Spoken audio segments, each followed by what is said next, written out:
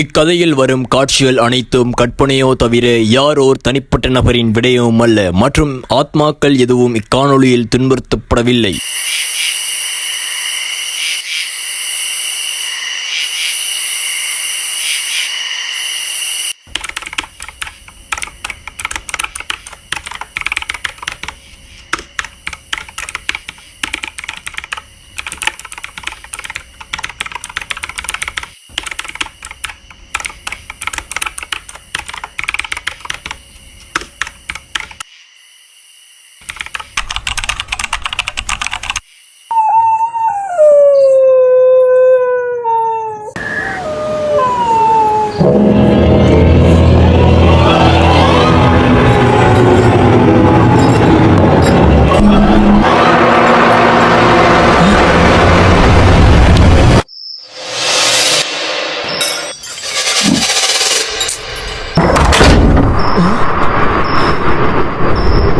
மா மோ மா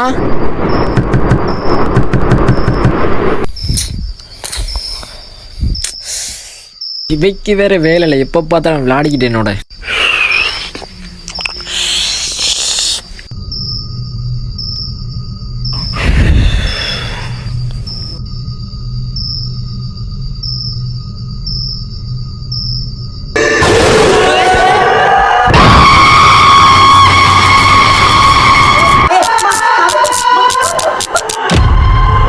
சாஸ்திரங்களில் முன்னோர்கள் 7 ஜென்மத்தை பற்றி போதித்து இருந்தாலும் இது இவனுக்கு 2வது ஜென்மம். பிரான்சிய இளவரசனான இவன் ஜூலியை மனமோற்று இருந்தான். அன்றைய ஒரு நாள் இவர்கள் இருவரும் ஐரோப்பிய நாட்டிற்கு விஜயம் மேற்கொண்டனர். அந்த வேளையில் கடற்கொள்ளையர்களால் வழிமறித்து கொல்லப்பட்டனர். அரசியின் கழுத்தில் உள்ள பொன்மாலையை கழுத்தை வெட்டிய வண்ணம் கொள்ளைக்காரர்கள் எடுத்து கொண்டனர். அவ்விடத்திலேயே அரசனும் உயிரிழந்தான். இளவரசனான நக்சு 2வது ஜென்ம வாழ்க்கையை வாழ்வதை அறிந்த இளவரசி ஜூலி அவனை கூட்டிச் செல்வதற்காக அவனை தேடி மறுபடியும் வந்துள்ளாள்.